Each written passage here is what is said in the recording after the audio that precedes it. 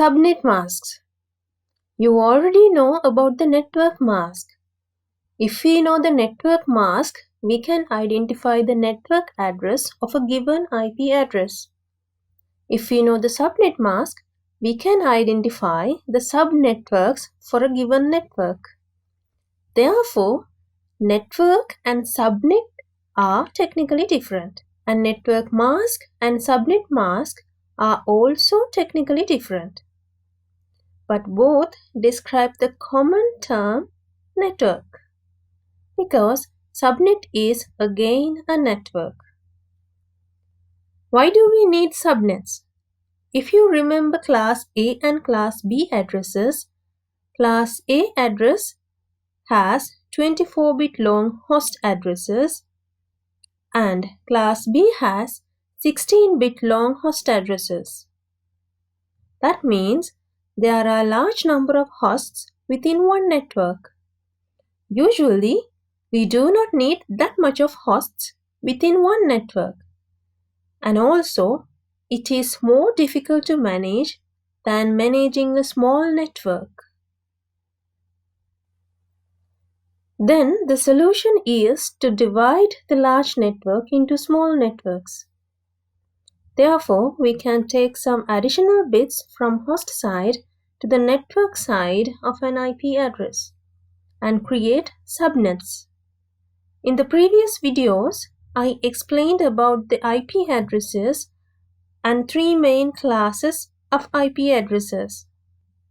Other than the three main classes, we have two additional classes named Class D and Class E.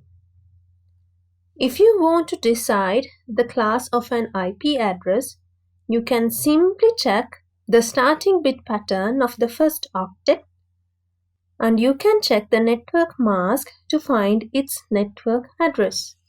In addition, if you create your own private networks, check whether your IP address is within the valid private IP address range.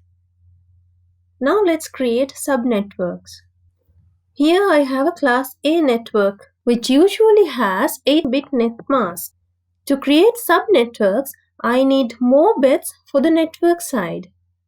In this example, I have taken 8 more bits to the network side, making the subnet mask into /16. Using the additional 8 bits, I can make 256 different bit patterns. That means 256 subnets, each with 65,534 host addresses. Still, I have large number of hosts.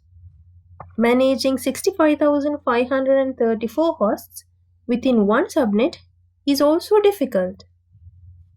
Therefore, I add 8 more bits to the network side, making 24-bit subnet mask.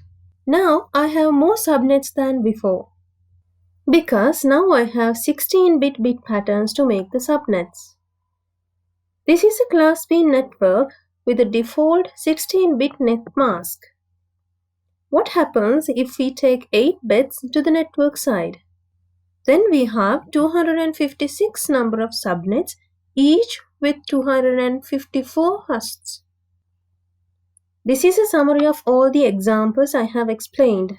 In each network, the net masks has become subnet masks by adding subnet bits to the network side. When you have an IP address with a given subnet mask, then you can identify its class and calculate how many bits are used for the subnet. Then you can have the available networks by changing the subnet bits. Number of subnets do not depend on the subnet mask, but it is depend on the number of subnet bits. Look at the Class A networks. When we use small number of subnet bits, we have small number of subnets with large number of hosts. And when we use more bits to create subnets, we have more subnets with small number of hosts. But consider these two networks. One is Class A and the other is Class B. Both has the same subnet mask but different number of subnets. If you check the subnet bits, larger the subnet bits, larger number of subnets, and smaller the subnet bits, smaller number of subnets can be seen. All the subnet masks I have explained were used on class boundaries. But look at these examples.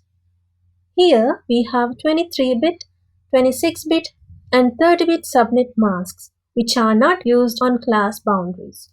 Similarly, you can use variable length subnet masks and make your network more efficient.